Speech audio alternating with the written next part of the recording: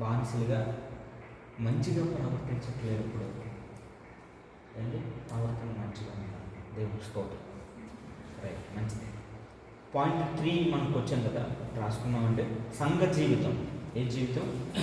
సంఘ జీవితం. రైట్, ఇక్కడ కూడా పాయింట్లకు రాసుకుందాం. సంఘ జీవితం అని ఎఫెసీయుల పత్రిక 2:19 రాసుకుందాం. ఎఫెసీయులు 2. సంఘం అనేది కుటుంబాల కుటుంబం, దేవుని కుటుంబం అని బ్రాకెట్ పెట్టుకుందాం. సంఘం అనేది కుటుంబాల కుటుంబం అంటే కుటుంబాలు కలిస్తాయి సంఘంలో కదండి. దీన్ని ఏమంటున్నారంటే దేవుని కుటుంబం అంటున్నారు. ఇది ఏంటంటే దేవుని కుటుంబం అంటారు. బ్రాకెట్ చేసుకొని దేవుని కుటుంబం అని పెట్టుకున్నాం. 2వ పాయింట్, సంఘం అంటే శిశువులు తయారు చేసే స్థలం అంట. ఏంటంటే సంఘం అంటే శిశువులు తయారు చేసే స్థలం.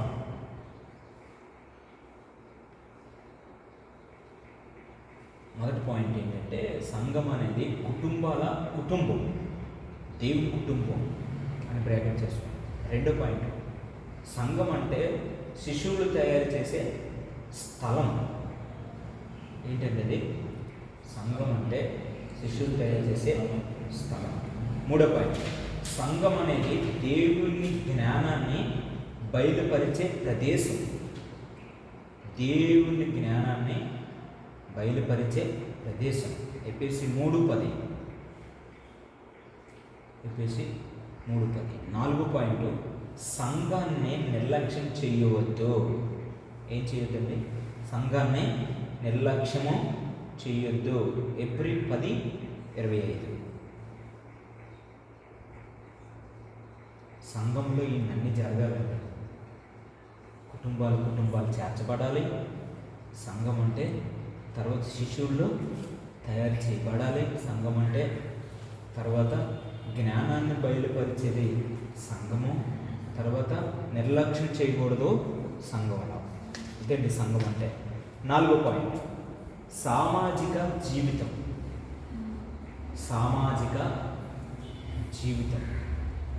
4వ పాయింట్గా సామాజిక జీవితం. పాయింట్లుగా పెట్టుకున్నాను. అధికారులకు లోబడి ఉండుడి. తీతుకు 3:1. అధికారులకు లోబడి ఉండుడి.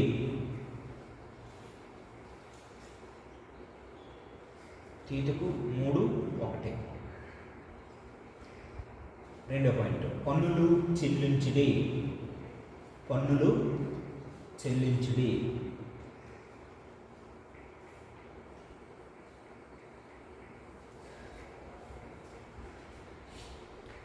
3వ పాయింట్, సత్క్రియలు శ్రద్ధగా చేయాలి. తీతుకు 3:8.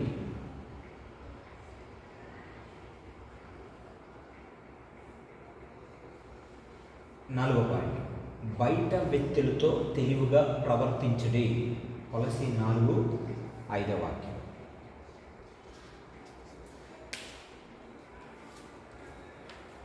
5వ పాయింట్ రాసుకోండి, శాశ్వత జీవితం. 5వ పాయింట్, శాశ్వత జీవితం.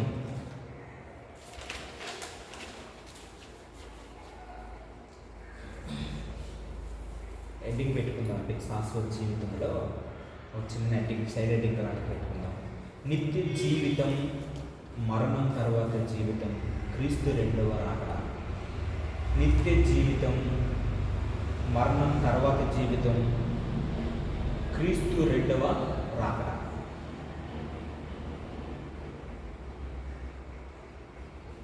ఇక్కడ 2-3 పాయింట్లు ఎలా రాసుకుంటాం. మొదటి దశలోనికల్ పత్రిక 4వ అధ్యాయం 13వ వాక్యం నుండి 17 వాక్యాల వరకు. మొదటి దశలోనికల్ పత్రిక 4వ అధ్యాయం 13వ వాక్యం నుండి 17 వాక్యాల వరకు. మొదటి పాయింట్, క్రీస్తులో చనిపోయిన వారు యేసు తిరిగి లేచినట్లు లెగిస్తారు. క్రీస్తులో చనిపోయిన వారు యేసు తిరిగి లేచినట్లు లెగిస్తారు.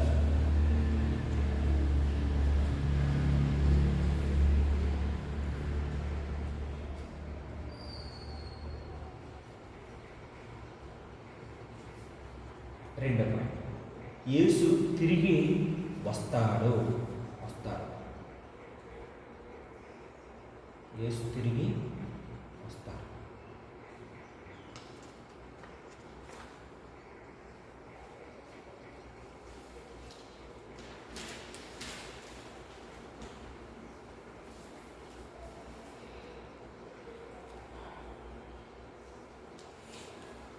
క్రీస్తు రెండవ రాకడా. క్రీస్తు రెండవ రాకడా పాయింట్లుగా రాసుకున్నాం. వాగ్దానం చేసినట్లుగా యేసు తిరిగి వస్తారు. వాగ్దానం చేసినట్లుగా యేసు తిరిగి వస్తారు. అపోస్తులు కార్యాలు 1వ అధ్యాయం 11వ వాక్యం. అపోస్తుల కార్యాలు 1వ అధ్యాయం 11వ వాక్యం. రెండో పాయింట్, అతను మన కోసం ఒక స్థలాన్ని సిద్ధం చేస్తున్నారు.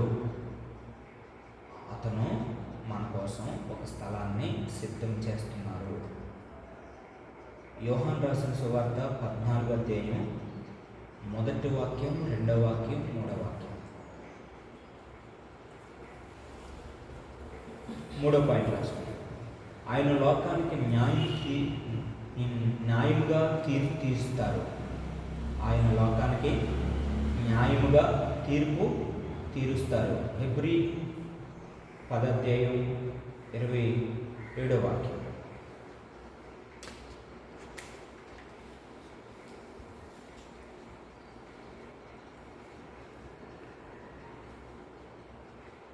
హెడ్డింగ్ పెట్టుకుందాము. క్రమశిక్షణ యొక్క అందున్నత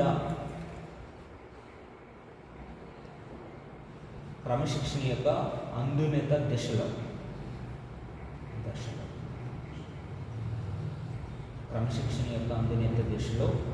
పరిచర్య కోసం దేవుని ప్రజలకు దర్శనాన్ని పంచుకోవడం.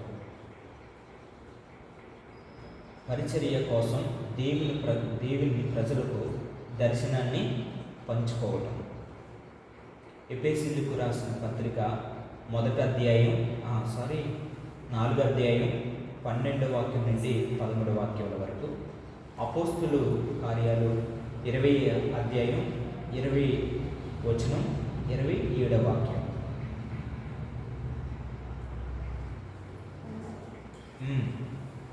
క్రమశిక్షణ యొక్క అందున్నత దశలో పరిచర్య కోసం దేవుని ప్రజలకు దర్శనాన్ని పంచుకోవడం. ఎఫెసీ పత్రిక 4వ అధ్యాయం 12-13 వాక్యాలు. అపోస్తుల కార్యాలు 20వ అధ్యాయం 20వ వచనం, 27వ వచనం. 2 తిమోతి పత్రిక 3వ అధ్యాయం 16వ వాక్యం, 17వ వాక్యం. 2 తిమోతి పత్రిక 3వ అధ్యాయం 16వ వాక్యం, 17వ వాక్యం.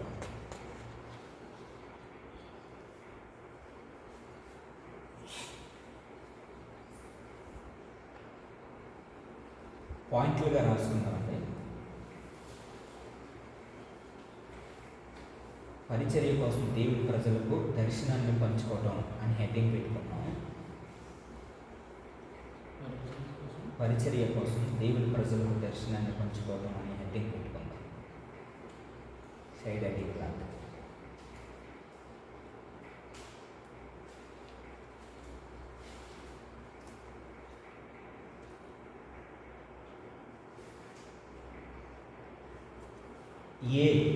పాయింట్ ఏ, అందునతన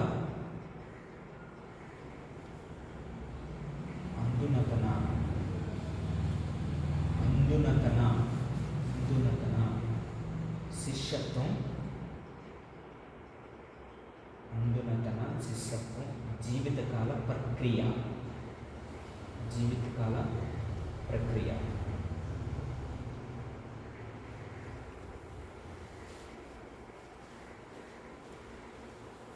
బి, అందునతన శిష్యత్వం అనేది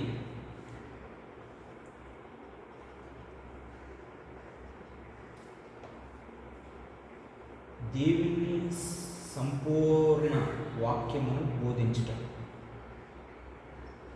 అందునతన శిష్యత్వం అనేది దేవుని సంపూర్ణ వాక్యమును బోధించడం.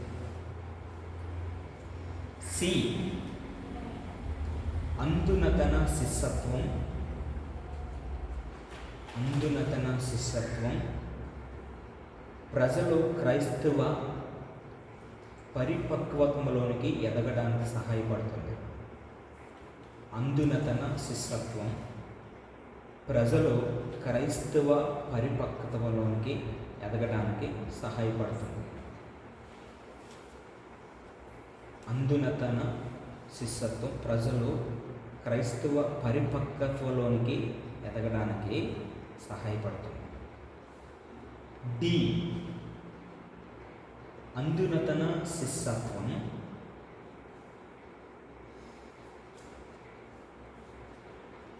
క్రీస్తు వలె మారడం మరియు ఆయన స్వరూపంలోనికి ఎదిగే లక్ష్యం కలిగి ఉంటుంది.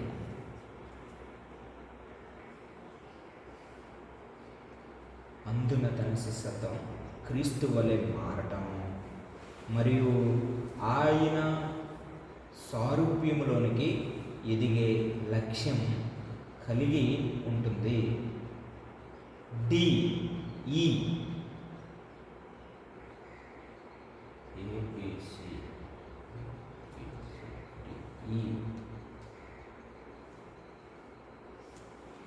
అందునత శిష్యత్వం విశ్వాసులను పరిచర్య కొరకే. అందునత శిష్యత్వం విశ్వాసులను పరిచర్య కొరకైన దర్శనమును బలపరిచి మరియు విశ్వాసులను పరిచర్య కొరకైన దర్శనమును బలపరిచి మరియు వారిని పరిచర్య కోసం బలపరుస్తుంది. వారిని పరిచర్య కోసం బలపరుస్తుంది.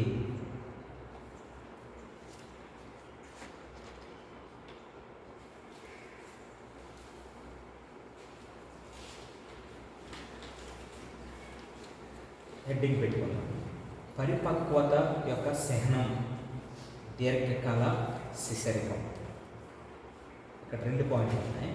పరిపక్వత యొక్క సహనం బై దీర్ఘకాల శిశరికం. ఇందాక మనం ఎలాగైతే బాక్సులుగా తయారు చేసుకున్నామో అలాగే ఇది కూడా బాక్సులా తయారు చేసుకొని పాయింట్లుగా పెట్టుకుందాం. హెడ్డింగ్ పెట్టుకుందాం. మొదట క్రీస్తులో శిశువులు. క్రీస్తులో శిశువులు ఒక పక్క, రెండో పక్క క్రీస్తులో పరిపక్వత చెందినవారు ఒక పక్క. ఫస్ట్ పక్క క్రీస్తులో శిశువులు, రెండో పక్క క్రీస్తులో పరిపక్వత చెందినవారు. క్రీస్తులో శిశువులు అనేది మనం రాసుకుందామండి పాయింట్లుగా, గడిలుగా. పాలు తీసుకుంటారు. ఏం చేస్తారండి? పాలు తీసుకుంటారు. క్రీస్తులో శిశువులు ఏం చేస్తారు? మొదటి పాయింట్గా పాలు తీసుకుంటారు.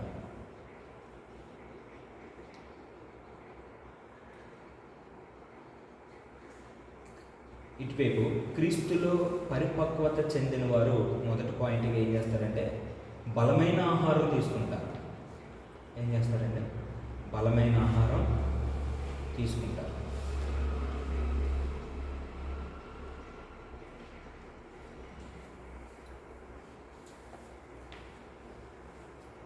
క్రీస్తులో శిశువులు అనేది రెండో పాయింట్లో పరిపక్వత లేనివారు ఎవరండి? పరిపక్వత లేనివారు.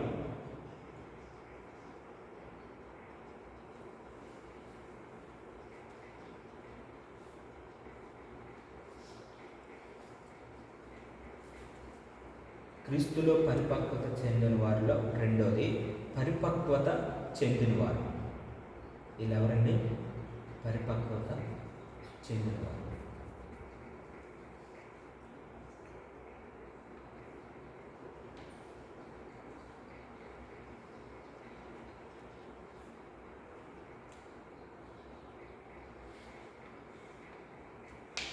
మూడో పాయింట్ ఇందులో ఫస్ట్ దాంట్లో శిక్షణ లేని మనసు. శిక్షణ లేని మనసు, అందులో మూడో పాయింట్ శిక్షణ పొందిన మనసు. శిక్షణ పొందిన మనసు. ఇందులో నాలుగో పాయింట్ మంచి చెడులను గుర్తించలేరు. మంచి చెడులను గుర్తించలేరు. ఇందులో నాలుగో పాయింట్ మంచి చెడులను వివేచన సామర్థ్యత. మంచి చెడ్డలను వివేచన సామర్థ్యత గలవారు. ఇందులో ఐదో పాయింట్ ఇంకా నేర్చుకుంటారు. ఇలా ఎవరండి? ఇంకా నేర్చుకుంటారు. ఇందులో బోధించగలరు. ఇలా ఎవరండి? బోధించగలిగిన వారు.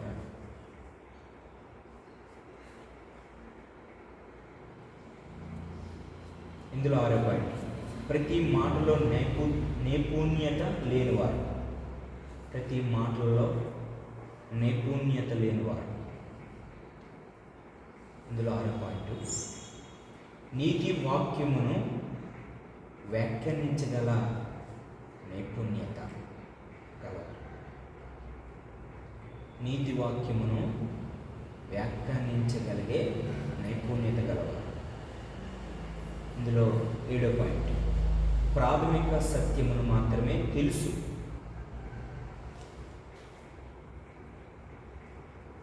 అందులో లోతైన సత్యమును తెలుసు మరియు అర్థం చేసుకుంటారు.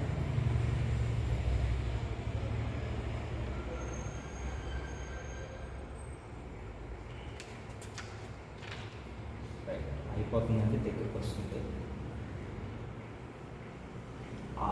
హెడ్డింగ్ పెట్టుకోండి. ఆధ్యాత్మిక పరిపక్వత లక్ష్యం. ఆధ్యాత్మిక పరిపక్వత లక్ష్యం. 3 పాయింట్లు రాసుకుందాం అంటే అయిపోయింది. 1.10 2.4 పాయింట్స్ రాసు. యేసుక్రీస్తు యొక్క సారూప్యము గలవారటకు.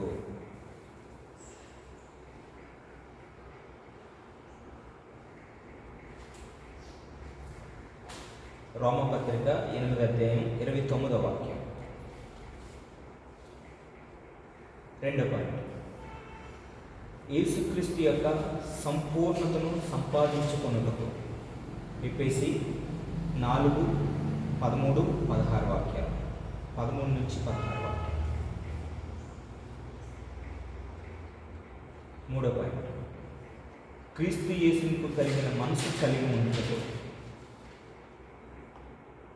క్రీస్తు యేసుకు కలిగిన మనసు కలిగి ఉండుటకు.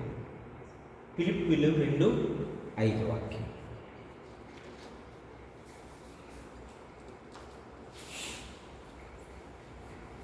మరొక హెడ్డింగ్ పెట్టుకుందామండి. శిష్యత్వంలో సంఘం యొక్క పాత్ర. శిష్యత్వంలో సంఘం యొక్క పాత్ర. 3 పాయింట్లు ఉన్నాయి. ఇది రాసుకుందామండి. పాత్ర ఏంటంటే చిన్న విషయాలు ఉన్నాయి. క్రొత్త విశ్వాసిని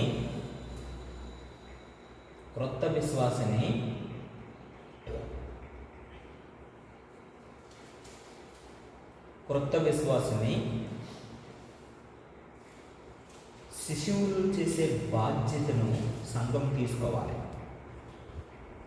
క్రొత్త విశ్వాసిని శిశువులు చేసే బాధ్యతను సంఘం తీసుకోవాలి.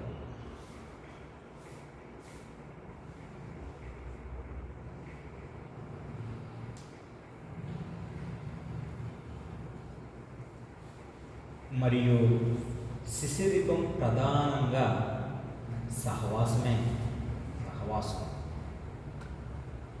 శిశిరికం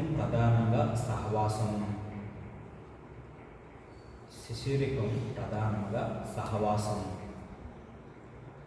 ప్రార్థన, రొట్టె విరుచుట, అపోస్తుల బోధ,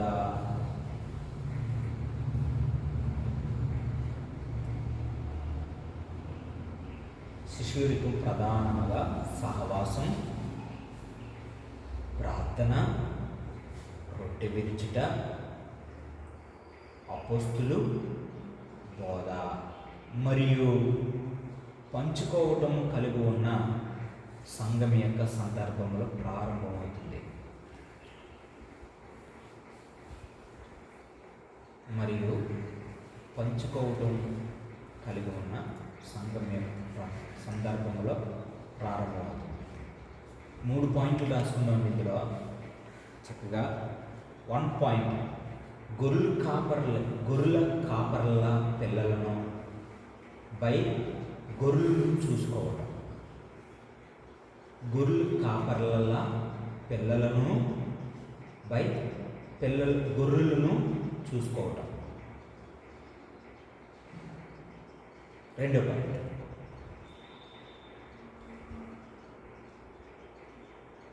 వారు బలహీనతగా ఉన్నప్పుడు వారిని మొయ్యాలి. వారు బలహీనతగా ఉన్నప్పుడు వారిని మొయ్యాలి. 3, వారిని సన్నిహితంగా నడిపించాలి.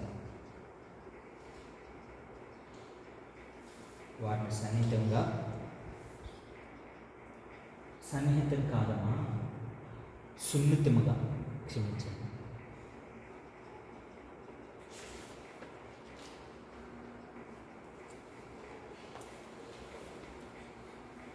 రైట్. చర్చ్ కోసం ప్రశ్నలని ఇక్కడ రాయబడింది. అందులో 1, 2 ప్రశ్నలు. రూపాంతరం చెందిన ఒకటో ప్రశ్న, రూపాంతరం చెందిన మరియు పరిణితి చెందిన విశ్వాస యొక్క లక్షణాలు ఏమిటి? రూపాంతరం చెందిన మరియు పరిణితి చెందిన విశ్వాస యొక్క లక్షణాలు ఏమిటి? 2వ పాయింట్, విశ్వాసులు ఆధ్యాత్మిక పరిపక్వతలో ఎదగడానికి మనము ఎలా సహాయము చేస్తాం? విశ్వాసులు ఆధ్యాత్మిక పరిపక్వతలో ఎదగడానికి మనం ఎలా సహాయము చేస్తాం?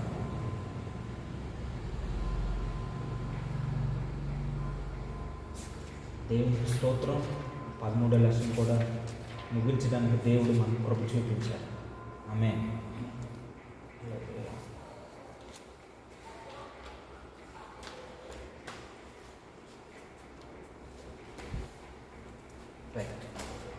ఈ 13వ క్లాసులో దేవుడు మనకు తోడున్నందుకు ఎంతైనా మన రుణస్తులని, ఎవరికి లేని భాగ్యం దేవుడు మనకి ఇచ్చారు. హల్లెలూయా. గొప్ప గొప్ప విషయాలు దేవుడు మనకు తెలియపరుస్తూ విశేషమైన కృపతో మనం పట్టుకొని మనం నడిపిస్తున్నందుకు ఎంతైనా మనం రుణస్తులమే. ఆమేన్. మంచిది. ఈ 13వ లెసన్ అంతా మీకు ఏమర్థమైందో ఒక్కొక్క మాటగా మీరు చెప్పేస్తే మనం ముగించుకుందాం. 13వ లెసన్ సందర్భంగా మొత్తంగా టోటల్గా 1-2 మాటల్లో మీరు చెప్పి ముగిస్తే పేరు నడకుండా మనం దాని సమయం అయిపోయింది ముగించుకుందాం. 13వ క్లాస్ మీకు ఏమర్థం? ఒక్కొక్కరు ఒక్కొక్క మాట చెప్పారు. అయ్యా మనం వేరే రోజుగా ఉండాలని అయ్యా మీరు చెప్పండి.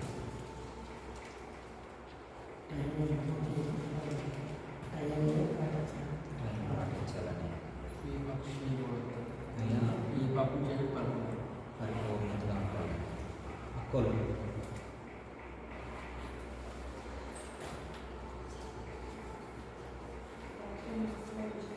ఏమా వాక్యం మనసు ఉంచుకోవాలండి. ఇంకొకటి చెప్పండి.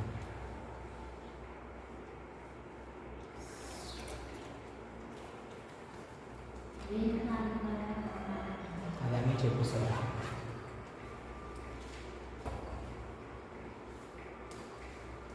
మన రోజులో ఉండాలి ఏరు అని చెప్పారని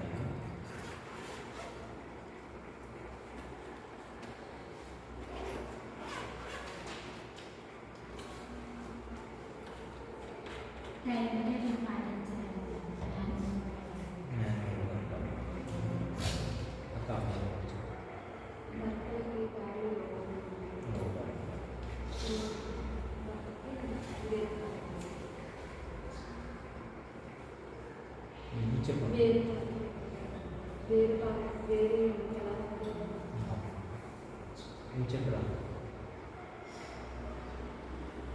నీకేమైనా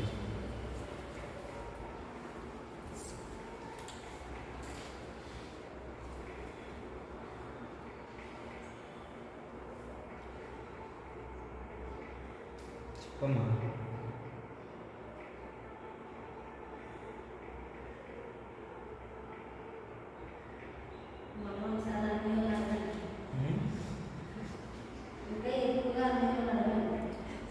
ఒక్కొక్కటే టైం అయిపోయింది కదా, 12 అయిపోయిందమ్మా. నీకేం అర్థమైంది ఇందులో? ఒక పాయింట్ చాలు. నీకు ఏమేమి అర్థమైంది ఏంటి విషయం?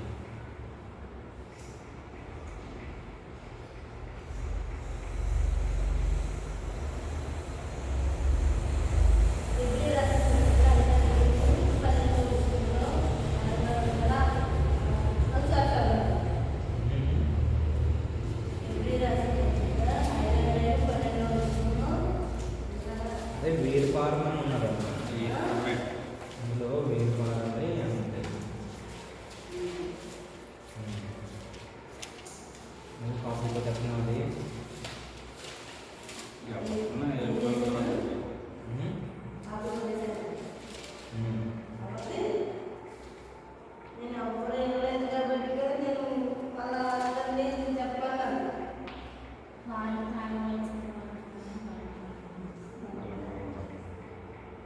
నాకు ఈ లెసన్ అంతటికి అర్థమైంది అది ఒకటే. మనం బలమైన ఆహారం తీసుకోవాలని అర్థమైంది. ఇందులో నాకు ఏమీ పట్టుకోలేదు. కానీ నేను రాయడం కూడా ఎగ్జామ్లో ఇదే రాశాను. ఈ లెసన్ కోసం మీరు ఏం నేర్చుకున్నారని నా సార్ అడిగితే నేను ఇదే మాట చెప్పాను.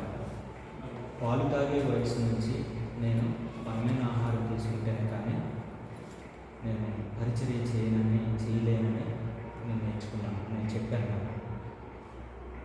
అలా ఒకవేళ ఎప్పుడైతే మనం పాలు తాగే స్టేజ్లో ఉన్నామో ఏమో నీతి వాక్యం అన్నదంట. నీతి వాక్యం విషయమే ఏం లేదు, అనుభవం లేదంట. ఏం లేదండి, పాలు తాగేవాడికంట నీతి వాక్యం విషయమే అనుభవం ఉండదంటండి. అంటే ఏ వాక్యము ఎట్లా మాట్లాడుతుంది అనేది అది తీసుకోలేమంట, రానివ్వంట మన దగ్గరికి. దాన్ని అడ్డు పెడతామంట మనకు కాదులే అని. నీకు అర్థమైందన్నా? నువ్వు నీతి వాక్యం దగ్గరికి రానేవి. అందువల్ల రానికపోవడం వల్ల ఆ వాక్యంలో ఉన్న సారం మనకు అర్థం కాకపోవడం వల్ల అనుభవంలోకి నడపదు ఆ వాక్యం. అందుకని మనం తప్పకుండా బలమైన ఆహారాన్ని మనం భుజిస్తే బలమైన వారినే మనం తయారు చేయగలం. ఏమండి? దేవుడు తోడే ఉంటాడు. తర్వాత కొత్తగా విషయం ఏంటంటే కోపము మన పిల్లలకి తండ్రుల వల్ల వస్తుందని ముఖ్యంగా నేను నేర్చుకున్నాను. తర్వాత ఏంటంటే ప్రేమ గురించి ఆజ్ఞ ఇచ్చినప్పుడు నా భర్త కదా, నా శరీరంతో పంచుకున్నాను కదా అని భార్యకు ఆలోచనలు ఉంటాయి. కానీ భర్తకి ఏంటంటే గెలవాలని ఈగో ప్రాబ్లమ్స్ బట్టి ఎన్నో ఉంటాయండి. ప్రేమించడం కష్టమైపోతాయి. నేను అనుభవపూర్వకంగా టాలీ చేసిన విషయం ఇది. నాకు వేరేగా ఉండాలని, తర్వాత నేను చెప్పిందే చేయాలని, అన్నిమనిగా ఉండాలని. అందుకే నేను గవర్నమెంట్ కూడా ఒక ఆలోచన వేసి వాళ్ళకి సమాన హక్కు ఇచ్చేసిందని అనుకుంటున్నాను. నేనైతే ఎంత సహించిందండి. ఏ సంఘంలో చూడండి అయ్యా, మగవాళ్ళు తక్కువ, ఆడవాళ్ళు. ఏ సంఘంలో చూడండి ఫస్ట్ లేడీస్ వస్తారు. స్తోత్రమయ్యా స్తోత్రమైన ఏడుపు తెలపం. ఏనెత్తుకో కాదు ఆ భర్త పెట్టింది ఎందుకే. ఊరోళ్ళు ఎంతమంది ఏమనుకున్నా అమ్మ నువ్వు బంగారమే తెలియ అంటే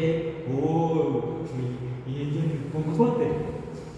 కానీ అతనే అట్లాగుంటే ఏమని చెప్పాలో ఎవరికి తెలుస్తుందండి. అందుకని అనుకుంటాడు నీ భర్త నేను ప్రేమించుకున్నాను. అది వండర్ఫుల్ కదా, అది అసలు అది సహించలేని మరవలేదు కదా.